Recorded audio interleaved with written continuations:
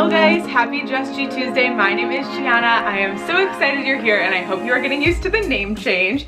This is the third installment, the third and last video from the Castaway Q&A.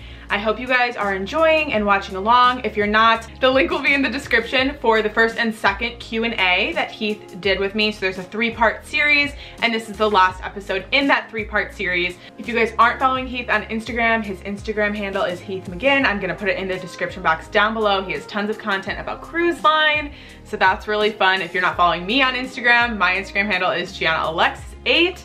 And you guys should follow me over there. Thank you guys so much for watching along. Thank you for all the positive feedback I have gotten on the name change and all of the new stuff on my channel. It was really exciting for me to roll out and I put a lot of my heart in it, as did a lot of other people who worked with me on it. So thank you guys so much for everything and I am so excited to share this with you. Hope you enjoy. What is nightlife like? This is also a big one. Everybody wants to know. It's gonna be a disappointment. It's super boring. My group of friends, my group of lifeguard friends like to have a good time. There's no crew bar, there's no deck 14. Occasionally the managers will throw a party. You'll get a couple free drinks or something like that, but it's like I would say 90% of the nights are very low-key. 10, 11 o'clock hits and the whole place is in bed. The night before a day off, especially if everyone's off, because we're not always off on the same day if there's a lot of ships, that can be fun. So like I was saying, we sometimes would go to Conked Out Bar, put up some lights, and there's that new deck there. I don't know if you've been, there's like a big deck that kind of goes out onto the beach right outside Conked Out Bar, which is like kind of our favorite place to go. Generally, it's not like the ship where you can go to crew bar and it's always open till late at night. There's not really a whole lot happening. Are the drinks really cheap on the island like they are on the ship? The only things you can get is like, there's not like a bar to go and buy drinks. You can go to the store and buy beer and wine, but if you buy it on the island, it's actually more expensive. So you are able to go on the ships when the Fantasy and the Dream are docked and go to the crew store there, which is it's like, for a case, we usually drink Corona. It's like $10 cheaper on the ship. So like most people go there and like buy a couple and then bring them off. You're able to bring liquor also. That's like another, you're allowed to buy it like on, like especially when you go somewhere where there's duty free, you can buy like 2 bottles each, I think. And then security will take it when you get back on the ship, and then when you get off in Castaway, they'll give it back to you. Then you kind of just have to make your own bar. Right. So but you have bartenders that live on the island, or are you bartenders from our ship? All the bartenders are from the ship. So they come off in the morning, open all the bars, and then they go back on the ship at the end of the day. The only like cooks, there's only like dining and bartender people that work there are for our crew mess. There's all of those people that you see working at Cookies, all those people you see bartending, walking the beach, giving drinks is all from the ship. Yeah, I guess I knew that about the buffets and stuff at Cookies, but I never thought about the bartenders. That's crazy. But I mean, I guess it works out well if you guys go to bed early. So like when you come on the ship, it must be like really, you're like ready to go, or are you like kind of over it? Yeah, like we definitely like to go and have like sort of a night out just because it's something we don't really get. But like I said, it's like the first couple of days, especially the first day when you get on, you know, you work a full day. So like you start at 6 and then you get on the ship around 4:30. You have to do safety, you have to go take the lifeguarding test, make sure you're like proficient and all this stuff for lifeguarding on the ship. You have to like go to your room, check in with crew office, you have to like do all these things, and then it gets to be like 6:30 and you've been up for like 12 hours. You're just like ready to go to bed, and then you have to be up in the morning for immigration at like 5 o'clock in the morning. So like, you know, the first couple of nights on the ship is just like the island guards are nowhere to be found. They're just in their rooms asleep usually. But then if you're on the Fantasy for a week, you kind of get used to the schedule, and then you come back to the island and you're just like dead because you haven't slept in a week and you have to work a full day on the island. So it's definitely, that's one of the things people look forward to, is like having a little bit of, you know, nightlife, more people, stuff like that. What are, or what were, the best and the worst things about living on the island? The people, like the people in our department, the people in other, like all the people there are, it's such a diverse and like fun and interesting group of people. And just getting to know all of them, I would say like they're the reason I went back. You know, I like took a year off and then had the opportunity to go back, and I'd already seen the place. I wasn't going because of the scenery. Yeah, and the weather's great and everything, but I mean, like I had friends there that I hadn't seen in a while, and they're just super fun. Like we had a really, really good group, especially this contract, and you know, we kind of made the most of it. We were just kind of a very tight-knit group, and we kind of did everything together, and so that was probably the best part. With the people and hanging out with them and doing all the fun stuff, you know, like tubing and wakeboarding and all that sort of things, and getting to go and see like how cool of like the reefs around the island are, not just in the lagoon, but outside of the lagoon area is like, it's a really, really beautiful island when you go past what kind of Disney has created. But you know, it feels a little bit, you know, artificial in some places, but when you kind of get out into the real parts of it, it is really, really beautiful. I would say the worst part was just the amount we worked, you know, like the early wake ups, the long days. It's kind of like the price you pay to be there for free. You know, you don't really, it's a pretty unique experience. It's kind of one of those things you have to remind yourself, like when you're having a long day, it's like, okay, well, here for free. I don't have to cook, I don't have to clean, nothing like that. So like you kind of just have to remind yourself of those things, but that's probably what was the most annoying at certain parts. Somebody asked what's the cost of living, and I know you've said, but like if you want to just like kind of reiterate. It's basically zero. Like if you don't want to spend a single dime, you don't have to. If you want to drink and have nice toiletries and like stuff like that, then yeah, just like basic stuff. Like if you don't want to use their like weird soap and shampoo. And I bought probably more drinks than most people. You know, like our group definitely did. We like to have a good time. I would say I probably spent $150 a month total on everything between SIM card, drinks, and like basic necessities. Other than the things I was already like paying for, like subscription services, stuff like that, I would say like island specific things, I spent maybe $150 a month. And so when we would go on the ship, we would just be like, you know, we'd go to the crew bar and be like buying rounds for everyone because like we hadn't spent any money in 3 weeks. Yeah. So when you're on the ship, you can pay for things on the ship as well? Yeah, so we have a crew account just like everyone else. So when you go in, you sign onto the ship in Castaway, you can, I always just gave them my card. I was just like, put everything on there. But it's the exact same system with the regular crew members. This question isn't on here, but I'm curious. Do you think that you'll ever go back? No, I don't think so, no. Never.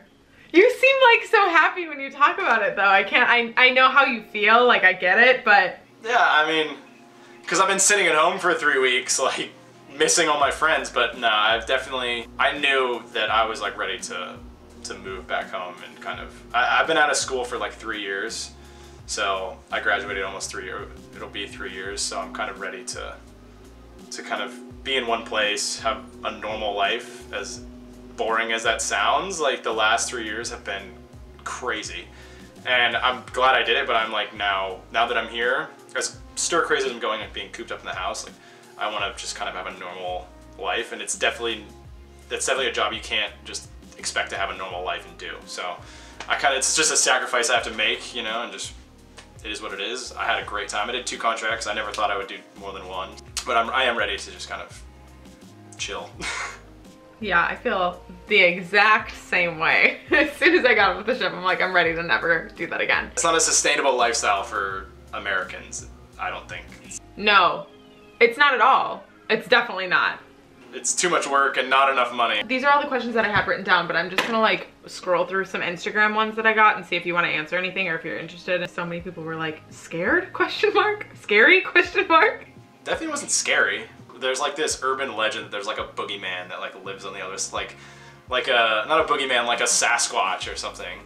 I can't remember what the people would refer to him as. But yeah, there was like this rumor that there was like some Sasquatch thing that lived on the wild side and blah blah blah.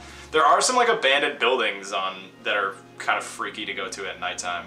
There's like an old police station from back when it was inhabited. I mean, it's like, you can't tell what it is now. It's basically like a rundown building. But I've like heard people that have gone there at night be like, oh, it was freaky. I'm like, well, because it's like pitch black and you know, like, I never went during the night, but I saw it during the day, and it's just like, there's some old rundown buildings on other parts which are kind of creepy. Did you ever get cabin fever because the island is so small? Like, were you ever like ready to get off? Yeah, definitely. So ship rotation kind of helped break that up because you were never there for longer than 30 days. But when I got to like February of this year, there was like a few of us that were all kind of getting, and that's when we went across the other island just to like experience reality a little bit. But it does happen, you know, even when you're only there for a month, when you're in like the 4th month of your contract, it just gets to be like, you know, kind of annoying being there. You're doing the same things over and over again. You're kind of in that Disney bubble, which is not the real world, so it can get kind of annoying sometimes. But yeah, it definitely happens, and there's, you know, not a whole lot you can do about it. other than going on the ship for rotation or going across the other island, those are like your really only options to get off, so. Totally, I get that too. I felt like when we got off on Castaway to work, it was like an extension of the ship, so I still felt like I was like really in the bubble, but like being there for a few days, I feel like would have made a difference, you know? It definitely is an extension of the ship. You know, we do have a lot of the same, like it is more relaxed, but it definitely is an extension of the ship. There's a lot of things about the ship that do still apply on the island, even though you're, you know, on land. So it can feel like, exactly like you were saying, when you've been there for months on end, you're like, okay, like I just need something different. Do you get to pick if you want to be on the ship as a lifeguard or on the island as a lifeguard? Yeah, so they are two separate jobs. Yeah, you have different certifications to work on the island than you do on the ship. So as an island guard, you're certified to work on the island, which is open deep water rescuing, and you're also certified to work on the ship, which is just shallow water rescuing. So to work on the island, you actually have to have more experience and have open water lifeguarding experience to apply for the job. But for the ship, you only need pool experience, because the pools only get to like 5 feet deep. You don't have to like go and do deep water rescues, that sort of thing. On the island, you need that experience being in a lake, an ocean, stuff like that, rivers, any experience like that they'll take. You had that before when you did summer camp, right? Yeah, in Massachusetts. So we looked after a big lake area, so that qualified as open water. And when you look at the lagoon that we lifeguard on the island, it basically is like a saltwater lake. It's very rare you get waves in the lagoon, big surf and stuff, so it is pretty, I wouldn't say easy for like ocean lifeguarding, but it's a good, like, it's a little bit more chilled out, because there's not, you know, like rolling waves, stuff like that, where it gets really dangerous. So, which makes it perfect for the guests, and there's so many kids and everything. It's the perfect kind of setup for the clientele that they have. I get a lot of comments on my channel about people saying that they think that living on a ship or on the island would be very similar to doing camp counselor. Is that what you did? Were you a camp counselor? I was, yeah. And you lived there, right? Yeah. Okay, so do you think that it's similar in a lot of ways or super different? I would say like the work itself is similar.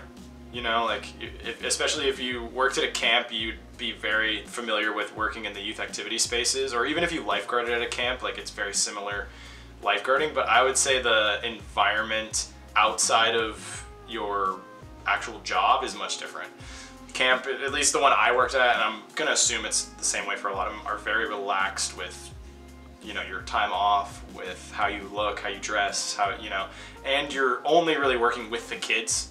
With the ship, you're having to deal with the entire family, which makes it a whole different kind of, you know, like a 12-year-old is very easy to please. You know, two parents who have spent thousands of dollars on a cruise for the whole family, you know, you gotta put in a little bit more, you know, effort, and it's a different kind of dynamic. So I would say work-wise, you'd be absolutely fine. It's completely what you're used to. Everything else aside from that, with having the parents and everything there, makes it very different. Okay, interesting. I've always wanted to know, because everybody's like, sounds just like camp counseling. I'm like, does it? I would say it's less fun, if that makes sense. It's less freedom. Like, I feel like at camp, I know mine especially, you can be whoever you want to be. Whoever that is, like, that is totally okay. On the ship, you kind of have to be a certain person. That's what I think would be another major difference. Yeah, and then I know, like, we talked about this the first contract, but the differences between working on the island and working on the ship, between like rules and things, it's different as well, right? It's different, yeah, to an extent. Like I was saying, you know, as soon as 5 o'clock hits, we're still working, but we don't have to be in Disney look. Like, shirts are untucked, hats are on backwards, tattoos are out, like, there's no guests around, so we don't really have to be fully in Disney look. And on pre-call days where we're working all day, you don't have to be in Disney look. Like, they expect you to be shaved, they expect you to, you know, stuff like that, but like, pre-call, you work all day, but you can have tattoos out, you can have flip-flops on, you know, and when 6 o'clock hits on the island, it's not like the ship where you've got to be wearing pants and closed-toe shoes. You can go to dinner in flip-flops and shorts, you know, just little things like that, just because of the nature of it, you know. There's no guests, like, why are you gonna make me wear shoes after 6? It just doesn't make any sense. So it just depends on little things like that you notice. Did you get any privileges? Were you a yellow stripe when you came onto the ship? Yeah, we were yellow stripes. Okay, so you and I had the same privileges then. You could go to the movie theaters and do those things. Yeah, exactly. And especially when I was like with my friends on the ship, especially on the Fantasy, where no one knew who I was. I just kind of did whatever I wanted. So I've kind of outed myself now, like if anyone sees it. Didn't care. I ate at Flo's every single night. Went to the movies in flip-flops, like. Yeah, I'm sure it's the same for all like lifeguards because it's like such a low profile. If I went to Flo's, everybody would know who I was. Exactly. So like when I was on the ship, I was just like, whatever. That was our mentality. I was just like, especially the last couple months, I was like, you know, like I don't want to go to the crew mess today. I'm just gonna eat at Flo's. Yeah, and who wants to go to the crew mess ever? So. Yeah, so we went to movies in shorts and flip-flops and just were like, whatever. We went and saw all the shows in like t-shirts. We were like, we're not gonna. We just blend right in. No one said a thing, you know, like we just blended right in with the guests. We were like lining up to take photos with the, you know, characters. No one knew. One of the questions was, if you're going to Castaway for the first time as a guest, what are some things like you definitely should do if you've never been before? If you have any input on that. Definitely. So I always told people, especially when I was working on the ships, that people would ask me, they'd start talking to me and I would explain kind of what was going on, that I was from the island, and they would always ask me, well, what do we need to do? I think number one, bring your own snorkel gear, because I think it's like pretty overpriced, the snorkeling stuff. And for like what you get, it's like anyone can go snorkeling if you have your own gear. So I would say bring your own snorkel gear, because usually you can buy a set. Even if you don't have stuff, you can buy a set cheaper than what we rent it for, a decent set. So I would just buy your own set or bring it if you have it. If you are an adult, I would say eat at the Serenity Bay barbecue as opposed to Cookies, because it's better. This kind of goes along with that, but like utilize Scuttle's Cove. People don't even know what it is. It's like the kids club, but on the island. You don't have to leave them on the ship and then go back and forth and get them. You can leave them at Scuttle's Cove, leave for a couple hours, come back. I do love that Serenity Bay BBQ. Did you ever get to eat there? Not when we were working, but if we had a day off when there was a ship in, like if I was scheduled off, I'd 100% would go. That's so nice. What a dream. Another thing like we weren't supposed to do, but I was like, yeah, Serenity Bay barbecue for sure is better. I can tell you like what not to do.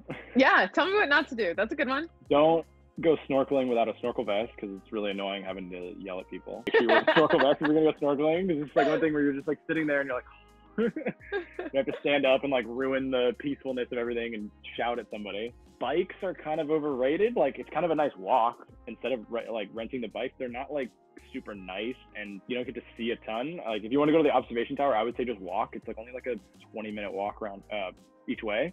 Yeah. So it's like a good thing to do like after lunch if you've been on the beach for too long. I would say just walk, because you can still go down the trails. I'd say the bikes are kind of like whatever. This is like something that it's not on the island, but it kind of applies. If you want to like ride the aqueduct without a line or do like anything on the ship, just go back to the ship or come off the ship later than everyone else and do it when it's in port and Castaway, because you can literally ride all the aqueduct and all that stuff. Yeah, Castaway did like the day to do the things on the ship, I feel like, right? Yeah. So yeah, especially if you're on a classic ship, like don't like wake up super early and try to get like the prime spot on the beach, because if you're on the Magic and the Wonder, the beach is not going to be anywhere near full. Oh, it's good to know. Because it's set up now for the big ships, so it's going to be like half full. So you're going to be able to get as many chairs as you want together. It might not be in the first row, but honestly, like there's going to be hammocks available. There's going to be chairs available, umbrellas, everything. If you're on a classic ship, like take your time getting off. There's no need to like, I see people like running down the beach and I'm just like, what are you doing? Like, I would say run, or at least like sign up for the 5K if you're on one of the big ships, the Dream or the Fantasy. At least have somebody sign up for the 5K, because you get to get off early, and then you can just either you can reserve a spot and then run the 5K, or just not run the 5K. Because I'm pretty sure it's free, isn't it? Yeah, it is. And then you just can get off with everyone running the 5K and then just get your spot on the beach. That's what I would say. Nice tip. I like that one. You get prime pick of the chairs and everything. You don't need to run, look like a crazy person. You're not supposed to save chairs, just like the theaters, but it's like, we're not gonna stop you. You can put your towels on the chair and go back to the ship and eat breakfast. That's what if it was me, that's what I would do. Yeah, for sure. I wouldn't run the 5K. I'm like, I'm on vacation. Do you have a lot of action like when you're working, or is it more just like, you know, you're just watching, or do a lot of things happen where you need to like be responding? So my first contract didn't have a single like 3-whistle emergency where full on doctors can't, like we didn't have anything like that. This contract, for whatever reason, I had like 5. Wow. And you don't really get details. You just know that something's going on, and you just like, you get the location and you just run. Like you literally like ran without shoes through the compound onto the beach. The most common things are trouble breathing, especially after swimming all the way out to the snorkeling area. if they're not strong swimmers or they're not in really good shape. Cardiac stuff, so heart attacks, things like that, seizures, all of that stuff, we're the kind of the first responders. So if we see something going on, whether it's on the beach, in the water, we're obviously the ones that have to go. Yeah, I mean, there is quite a bit of it, and there's a lot of what we call like kind of preventative measures where we go and help somebody get back into shore that isn't necessarily drowning, but maybe they're super tired, or you know, they're having trouble getting back to shore. If there's wind, you know, it could be they're swimming against the current, stuff like that. So we do, I would say probably twice a week, I would have like a water taxi, like something that's not a full-on emergency. You're just leaving your stand, you're gonna paddle somebody in on the board. Pretty chilled out stuff. It's usually kids, especially when they're on a tube, they get blown out of bounds, and you just go and, so we call them water taxis. So I guess that's something I would also say is a tip for people going. Like if you're not a strong swimmer, or if you're really, really unhealthy, please do not go and swim further than you are comfortable just to see a Mickey statue. Yeah. Trust me. It's just a statue of Mickey that's like this big. I've been to Castaway like literally since I was like 2. I've been sailing, you know, my whole life, and I've literally never done that. I mean, I could, I'm a strong swimmer, but like I've never done it. You're honestly, like, you're not missing much. Like there's some fish out there, there's some turtles, there's, you know, stingrays, like there's plenty of like marine life, but the actual sunken stuff is like, I think is kind of just like, so. It's like netted off as well, right? There aren't crazy fish. There's no sharks, if that's what you're asking. Yeah, I guess that is what I was asking. There's no sharks. There is a net all around it, so which is something we do on a pre-call. We like check it, make sure there's no holes in it. We patch any holes, stuff like that, so things can't get in. Good to know. Give people peace of mind. There's barracudas though that are really big. I did know that. They won't hurt you, but they're kind of scary looking. Yeah. All right, guys, that was it for Castaway Q&A. You have watched parts 1, 2, and 3 and gotten the scoop on island life. I hope that you know so much more now than you did before. And if you guys found something to be like especially shocking or really interesting, leave it in the comment down below. I kind of want to know what you guys think about all the things that Heath said. I am so thankful that you guys followed along on this journey, and I am so thankful to Heath. Heath, thank you so much for doing this interview with me. It was super fun, and I appreciate it so much. I will see you guys on Friday. Happy Just G Tuesday. Bye!